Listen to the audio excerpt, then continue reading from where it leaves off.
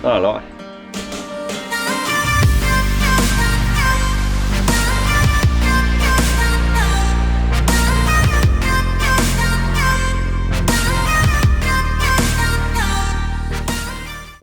Hej med jer. Vi har lige kørt en tur hernede i vores eng hernede for gården deroppe. I kan se den her bag ved mig. Lige der, ja. Vi kører hernede i den eng hernede. Det er jo sådan en våd eng, vi har fået lavet nu.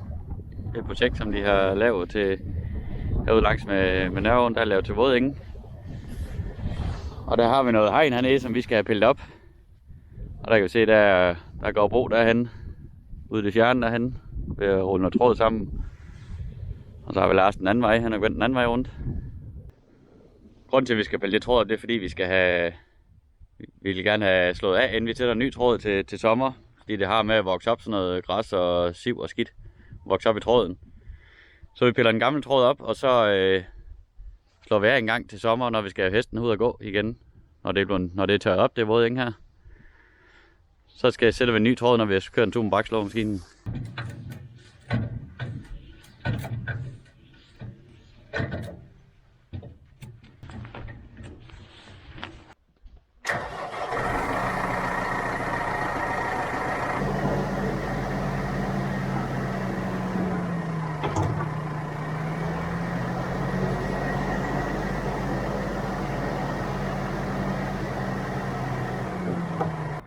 Nu har jeg lige stillet mig helt herude på en bro her imellem vores eng og Nørreåen. Jeg kan se, at Nørreåen den er her, går herude på siden af broen her. Og så på den anden side der er vores eng. Vores våde eng. Grunden til det her det er startet, det er fordi det er kommunen, der har rakt ud til os, om at de gerne vil lave sådan et projekt med våde enge. Jeg har nok hørt en del om det der med lavbundsjord.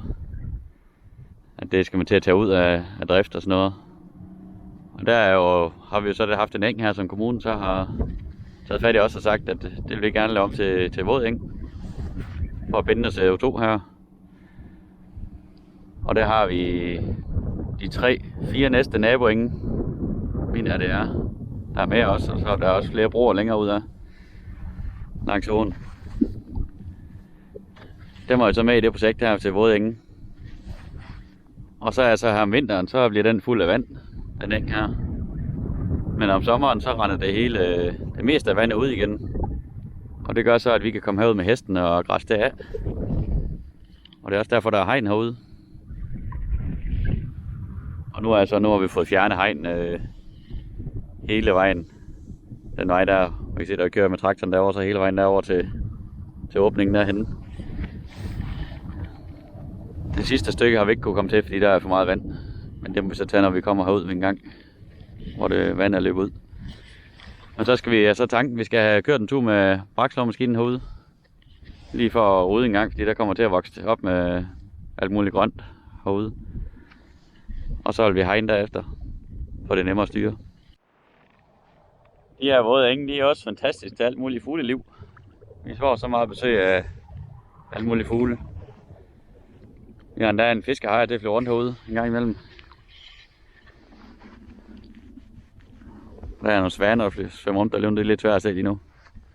Nu har vi også lige været nede og forstyrret, så er der ikke så mange lige nu. Ellers er der altid noget liv med fugle hernede.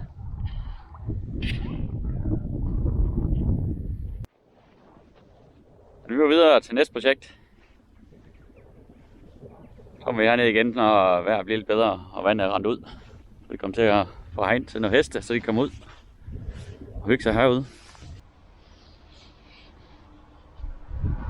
Efter jeg så det der dronevideo fra den sidste video med gylde, så gik det op for mig, der var en slange der utæt her, der stod en masse gylde ud af. Det kan man tydeligt se på videoen.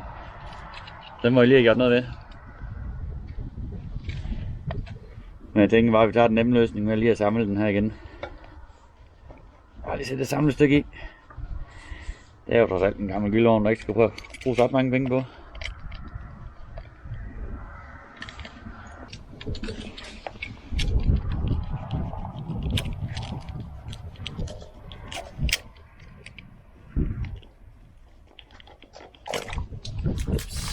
Lækker. Lækker, lækker. Hvad gør vi lige med det?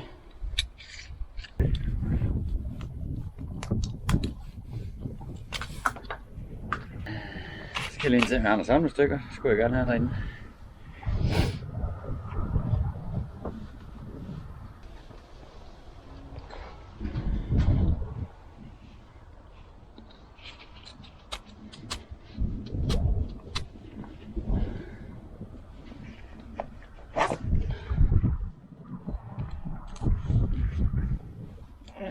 Jeg har ikke nogen spændebånd, så nu samler jeg den bare lige. Indtil jeg fandt nogen. Det ikke kommer gyldet over det hele. Der er lidt gylde i slangen endnu. Så er vi sgu i gang igen. Det er mandag nu. Hen over weekenden er de allerede fyldt tanken igen næsten. Og jeg lige holdt en lille pause, fordi med den vejrudsigt, så kunne vi godt lige trække lidt. Så gik den sgu ikke længere. Der er lige en slange, der er sprunget her, jeg skal have skiftet og sat ny på.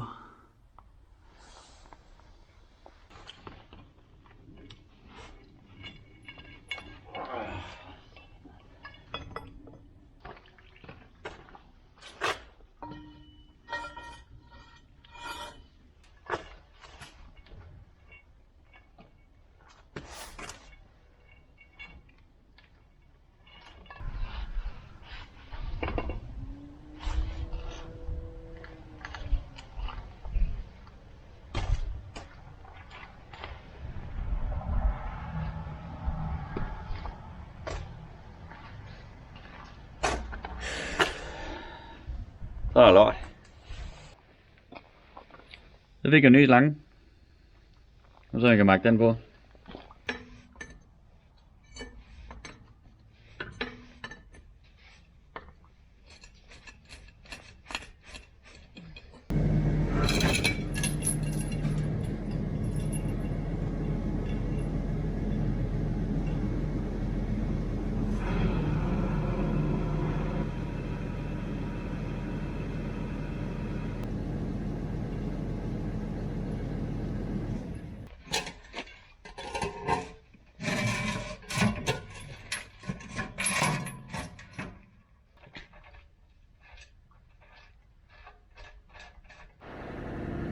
Så prøver vi igen.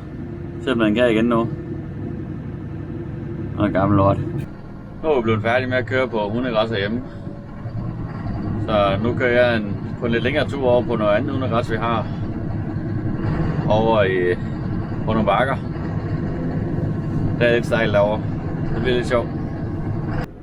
Så er jeg ankommet til skibakken. Jeg ved ikke om kameraet det viser så godt. Men der er eddermame med nogle bakker der. Så blev der læs. Den første læs. Så skal jeg lige op på den her motorvej her, vi har lavet. Vi er nødt til at køre til toppen og så køre ned her for at gøre til med. Nu må vi se om det kan lade sig gøre. Her måtte jeg alligevel kaste håndklædet i ringen, fordi det er sgu for våd. Det kan vi godt ikke køre på endnu. Jeg tror så meget forskel der er på det her, og så sætter det hjemme. Nå, jeg må tilbage her en anden gang at køre. Jeg vil lige give det tid til at tørre op. Nå, det blev lidt en øvevideo. Men sådan går det jo nogle gange. Også i landbruget. Så går tingene ikke, som man lige synes det skal. Men tak fordi I ser med. Hej hej.